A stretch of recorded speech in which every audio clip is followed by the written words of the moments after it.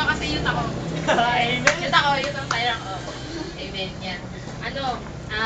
Ang testimony ko lang, yung kahit hindi ko alam na, kasi, di ba yung blessing sa atin, masasabi lang natin minsan sa blessing, yung nakikita natin, di ba, ganun tayo eh.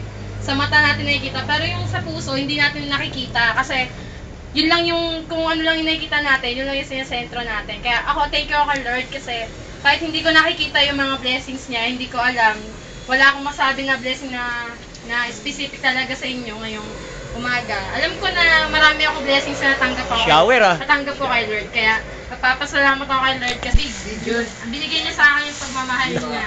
Kaya nagpapasalamat ako kay Lord kasi sa araw-araw na hindi niya ako iniiwan siya, hindi niya ako pinapabayaan. Kaya nagpapasalamat ako kay Lord kasi nandito ako sa harapan ninyo. At tinawag niya ako para makasama ko kayo ngayong umaga. Kaya salamat ako kay Lord. Yun lang po. Yeah, yun lang po. Praise God. Hallelujah. Thank you sa buhay ni Ate Joyce. Yan, sa next fellowship natin, makikita lahat yung mukha nyo. Pinaka-blessing po sa atin yung binigay po ng Panginoon na pag-ibig niya at yung Holy Spirit na iniwan niya sa atin. Napako siya sa krus. Sabi po sa akin ni Kuya Ronald, nasa loob ko, sabi, kung dati nagsisisi ang mga tao, kailangan pang kumuha ng tupa para ialay ang isang tupa. Kung sa ngayon, imagine niyo, di ba? Yung tupa, kailangan mo, pagka magsisisi ka, kailangan magdala ng tupa.